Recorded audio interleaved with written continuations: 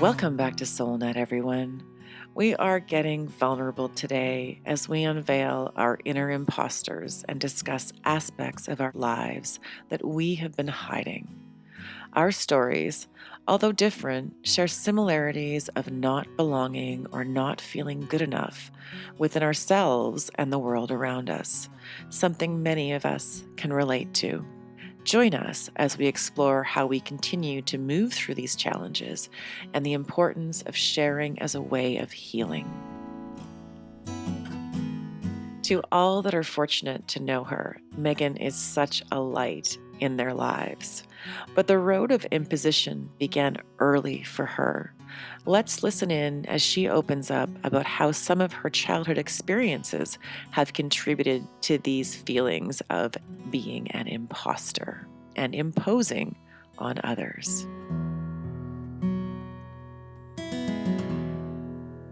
As you guys know, my dad left. That was traumatic. I was young, like 7, 8. And at the time in the 70s, people didn't do that. It No. was like shameful Right. if there was an affair Yes. and if anybody left a marriage. It was a shame. It was a shameful thing to do. So it kind of created a dark cloud over a family who was going through that. But what I've come to realize is that it was less about the community creating the dark cloud and more about my mom feeling all the shame, feeling the betrayal, feeling the sadness, feeling so much that the dark cloud was more hers, that I was feeling, right? Like I Right. was feeling it. Yes. And so it was not about others necessarily. Like in this particular case, I don't know if it was, but I'm going to say that, it was more about her experience. And then when she had a breakdown because of all of that darkness, then we were left, right, having to find a place to live. And I was welcomed into a home, a family in our community that brought me in. And nobody in my community made me feel that I was different. Nobody, like everybody treated me, I'm going to cry, with love, right? But it was just the mere fact that I was imposing on somebody Right. else's family. They Yeah. never made me feel like an imposter in their home.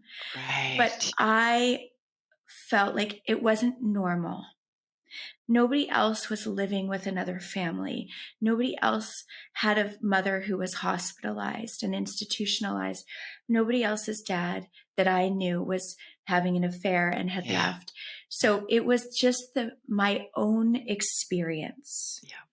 Yeah. And so I somehow felt like an imposter without anybody making me feel that way. Just my circumstances. So then as a young person, I carried that into my life, right? And so I never knew if I actually belonged anywhere. So I wanted to talk about it because I'm sure I'm not the only one. And I thought it might be nice for us to have this conversation because belonging is something we all go through. Like, do we fit in this group? Do we feel worthy?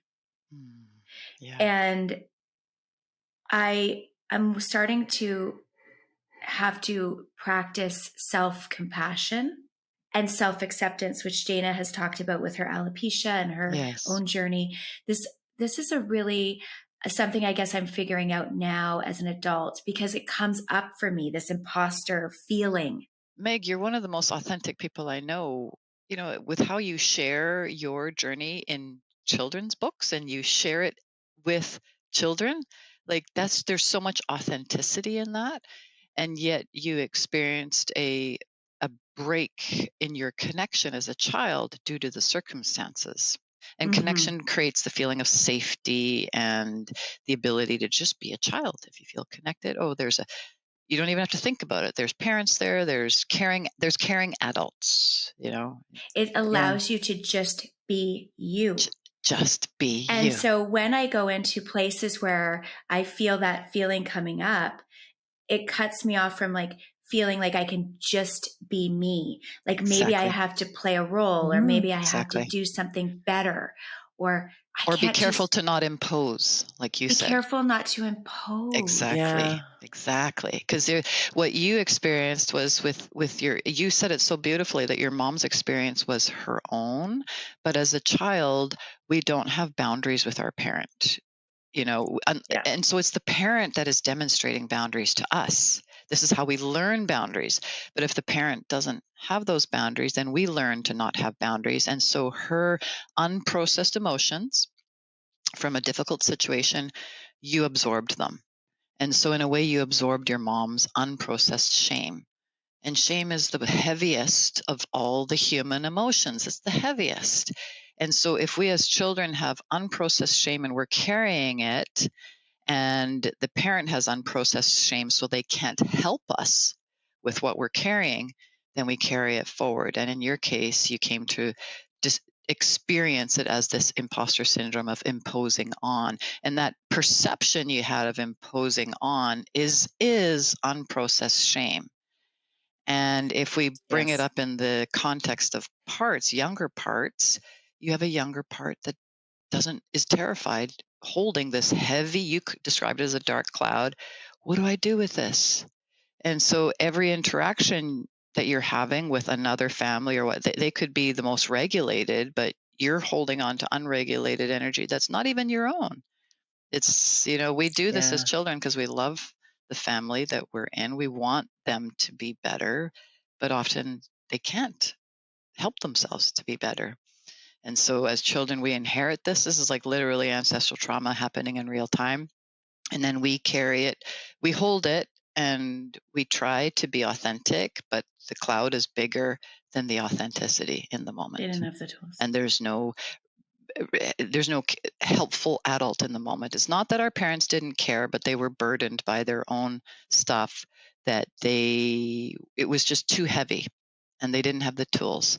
And so this is how Yeah. ancestral Yeah. No intergenerational tools. trauma Yeah. keeps going until there's a certain place, a pivot point where we there's a combination of a waking up and a combination of resources. Like it's interesting to make that connection between the feeling of being an imposter and shame. Yes. There's a direct Yeah. connection Direct connection. Mhm. Yeah. Yeah. because you're feeling it often happens for me. Like it's like I'm still carrying that then. Yes, exactly. It's a younger part, and in the context of parts language, it's got unprocessed emotional energy. So it's a part in our psyche. It's not all of our psyche, it's just a small part that when it's activated, this part of our neurology age regresses and we become that age, that just in that moment emotionally, where you entered that new home and they may have been loving and received you with open hearts, open arms, but you were still carrying the dark cloud, none of which is your fault. I but know. but we just replicate, we unconsciously replicate the model that we were demonstrated until the rewiring Yeah. takes place. So Mm. it's unprocessed shame really at its core. And I love that you brought up the idea for this topic to discuss, because I think it shows up in everybody in kind of their unique way, kind of like a fingerprint, My imposter syndrome shows up in a different way than yours, but it's also related to unprocessed shame for me. Yeah, 100%. And Wow. Dana, I'm curious what your experience is. Well, this is really, I got a couple of different things that I could share on, but I will choose the alopecia journey for Mm. me because that was a really big one. So, as far as context goes for the alopecia journey, I lost my hair fairly rapidly. It was like a little bit of a patch, and then it felt like it was like gone Mm. overnight. And so I quickly went into wigs because I wanted to hide it. And this was also like conversations from, family members and concerns, and what it was like to show up in the world as a bald woman, and all of these different things. And even for my son, about keeping things continuous at school for him, so that Wow. like no one questions whether his mom was okay or not. And so I did this for the earlier parts, and I've gone through, I think, 3 fallouts and then regrowth over the years. And a couple of years ago, I really woke up to this shame piece. And I was like, it was really clear that I was hiding parts of myself by going out in the world in a wig, even though it's something that women have done for like years. People do this. For me, I wasn't able to show up as myself because myself had no hair.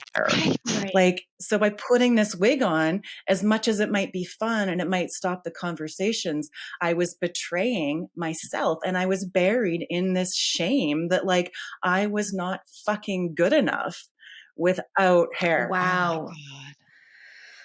Oh, I have tingles up my spine. I so resonate with wow, that's so powerful, Dana. My God.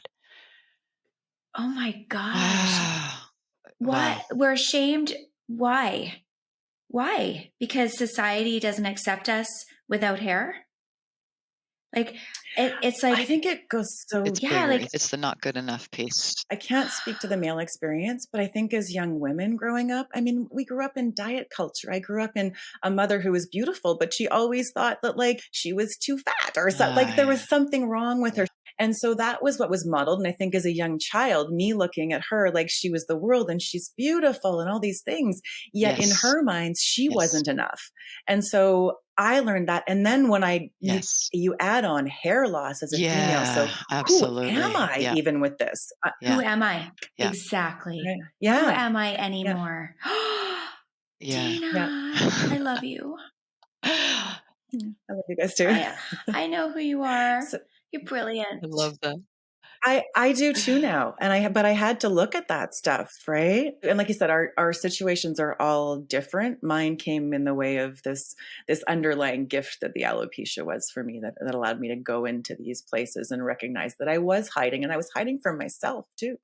Mm. I just want to honor what you just shared as such a example of in midlife when women, not only we are losing our youth and our beauty in midlife, but there's other Mhm. circumstances too, like in breast cancer, losing a breast, or like the things Yeah. that deeply challenge, as you experience, deeply challenge our experience of being a woman. Not even just the beauty piece, but like, for the breast, it's what we nursed our child with, or the hair is what Yeah. we kind of just did every day to for our appearance. And we're very confronted by our experience as a feminine woman with the loss of these either reproductive aspects of ourself or aesthetic aspects of ourself. It Yes. confronts our identity like no other. You just really hit at the heart of what many women experience when we're confronted by the loss of our prior femininity, our old self and now the new self. Yeah. Yeah, because you're right. Because in midlife everything starts to sink and sag, and like your identity Yeah. is in the external Hmm. and just what you look like. Then this stage of life becomes torturous. Yeah. Devastating. Yeah. And we see that in the beauty culture. Well, what I also find really fascinating about it too, Dana, is that like you talked about, the conditioning, right? Like your mom thinking she was, not perfect. Yeah. This comparison, Harrison. right? The Hmm. comparison piece. And that was like my mom. So when her marriage fell apart, the comparison Oh, to yes. Yeah. all other families who were, the perception was all other families were together. Like we take that on, like, and then that becomes like, we're not pretty enough, we're not good enough, we're not worthy enough to belong in the norm, the That's normal right. part of society. And that's the shame. That's the shame. And something that's really interesting about shame with, Brene Brown researches shame, and she has a really incredible Mm. understanding of how to heal shame, is that shame cannot be healed in isolation by yourself. It can actually only be healed in relationship with others by sharing. So, like, Meg, your experience of like, it's interesting. I just heard you say some words when you were describing your experience of living with a family when you moved with a family that sounded similar to your mom's words, which were like, no one else is experiencing this. And it's because you were Mm. alone at the time experiencing that. You weren't able to share with anyone. And your mom at the time was alone, not able to experience. And what I noticed, which began my healing journey, was when I went into some like a youth group and then some support groups that started talking about our childhood experiences, which ultimately just was about sharing. And the act Mm. of sharing made me realize, oh, shit, other kids actually go through this. The norm is that many people go through this, if not Right. almost everyone. And it might not be the same experience, but it's similar. There's shame at the core of it. Like, oh, you felt that way too? Really? I always assumed you were this, like, like I looked at you guys and thought you had great lives, like with Dana going to ski on Whistler on the weekends and Megan with her adorable boyfriend. Yeah, you guys are Totally. like the classic, high school, perfect couple is what I remember, right? And how many of us knew really what was going on under the surface of all that shame of unprocessed emotions that we were holding from our parents, right? So it created this imposter syndrome, as you describe it. Yeah. Well, and the reality is back then is we wouldn't have even known to, or I wouldn't have known to label it as shame. Like I wasn't there, right? Like it was like, None of us were. this is the midlife Dana that gets Well, you know what? it. So interesting because like, yeah, we didn't Totally. know. We didn't We know. didn't know. I'll just share quickly, like briefly on my imposter syndrome experience or journey is I didn't feel like I was in my definition of imposter, I notice it's like I'm being something that I'm not, like I'm inauthentic. I didn't have that experience. I would say I was quite authentic in my expression, but mm, the imposter for me was like, although I'm authentic, I'm not good enough. My not good enough was just like I'm just at my core, I'm not good enough because, and I've kind of combined it with certain things have happened to me that were, I guess, let's just say unfortunate, right? And so it happened Mhm. because I'm not good enough. Like that's the Like that's the that was kind the, of Of course. What else could it be? reasoning that I Right. use to explain like why are these things happening? It must be because I'm not good enough. Like everyone else, is like better than me somehow. Like I would say it just must have been some kind of karmic thing. It's the reason because the brain always wants to figure out why. Why is this shit happening? So Totally. Which we really, in the grand scheme, we we don't don't need, but know. we'd like to have an answer, right? Yeah. Yeah. And I've heard it described, and this was really helpful for me because my soul was very pained. There are certain circumstances that are just so outside of our control that there will be certain things that happen to us as human beings. Some of us experience war and poverty, some of us don't. And it doesn't mean that we're not good enough. It just means we're born into circumstances that mean you will experience certain shit. Mhm. And that Yeah. it's not because your soul is lesser than. It's not that. It just we're kind of predisposed. Some people feel it's soul contracts. Do we really know the answer to that? I don't know. I kind of tend to subscribe to that. Me too. Me too. The reality is like I'm whole and I'm complete and because of all of these experiences and these things that I've gone through, right? Sometimes I feel too like, wow, I feel like this was my journey Hmm. and all my lessons and Mhm. all my learning. Yeah. And, it's brought me to all these incredible places and here with you guys. But I have to say that it's like the work is never done. It was actually Mark Nepo, who's an author and a poet and a philosopher who I love. And I've done some workshops with him. And he, like talking about flipping the scripts and kind of changing the language, he often refers to showing up in the world as an offering. whether it's an Mm. offering of love. Well, everything really he does is an offering of love, an offering like when you're serving in servitude, when you are showing up as a coach, as a guide, as a teacher, you're just showing up as yourself and you're offering Mm. something forward. And when you do that, it just means that not everybody has to receive it. Yeah, true. Yeah. Not everybody Not Yeah. can. everybody can, not everybody will, not everybody will want to, and that's okay.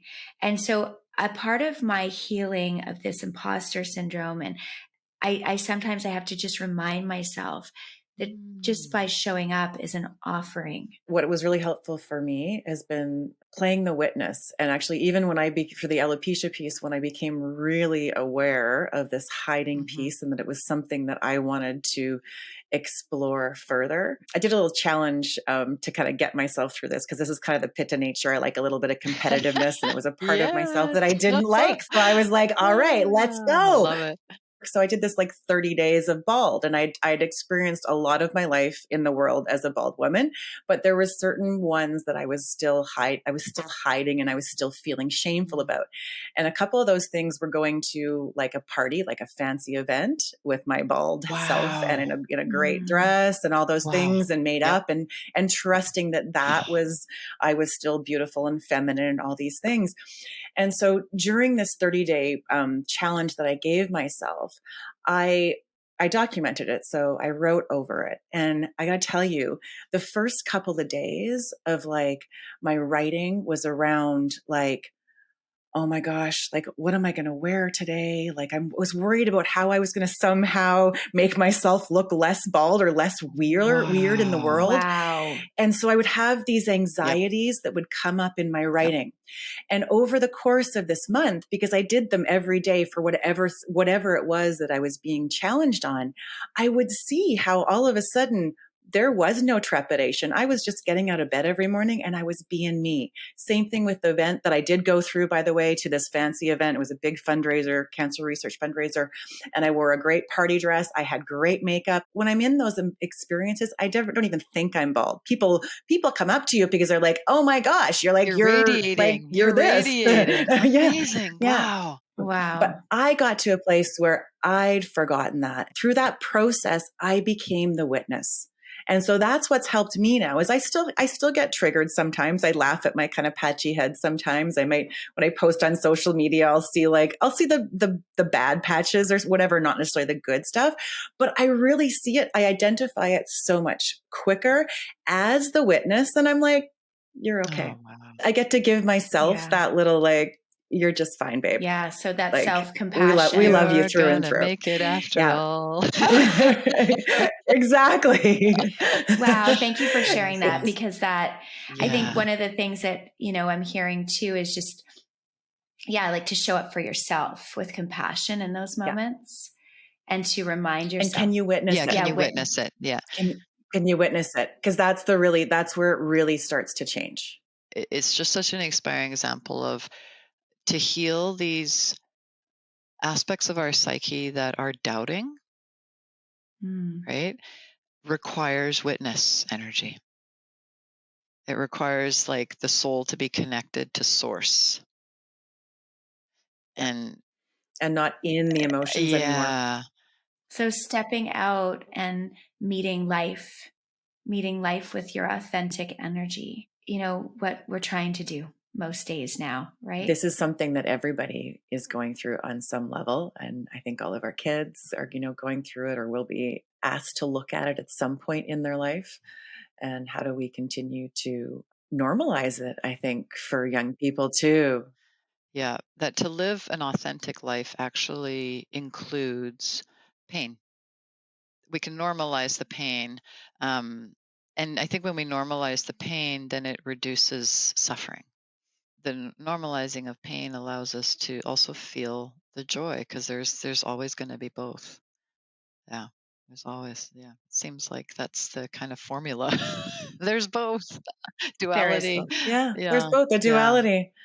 And I think the sharing of it, and that's part of why I've like shared pretty openly about the alopecia piece. it gives license for others to do the same thing, right? Yes, It's like whatever you're exactly. struggling with, it's Yep. just like it's Yep. okay, right?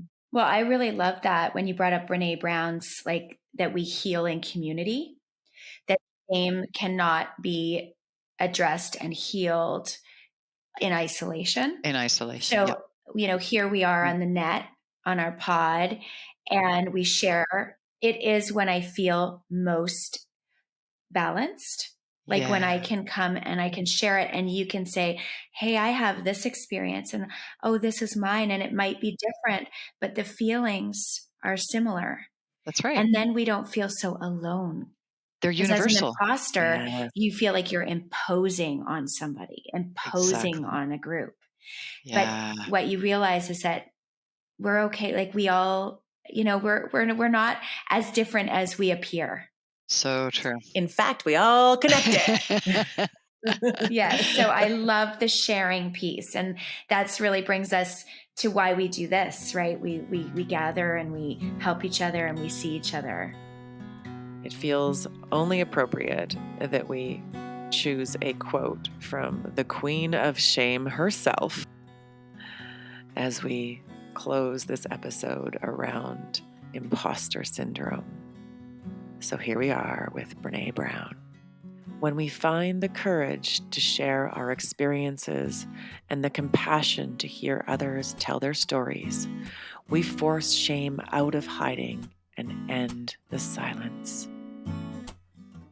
If anything you heard today on the pod resonated with you, we'd like to invite you to explore the areas of your life that you may not feel good enough and why that may be for you, as witness with compassion for you and all that you have been through. Namaste, friends. Thanks for listening into SoulNet, everybody. If you liked what you heard here today on the podcast, please follow, like, and share. If you have topics you'd like us to cover here on the net, email us at soulnetsisters@gmail.com.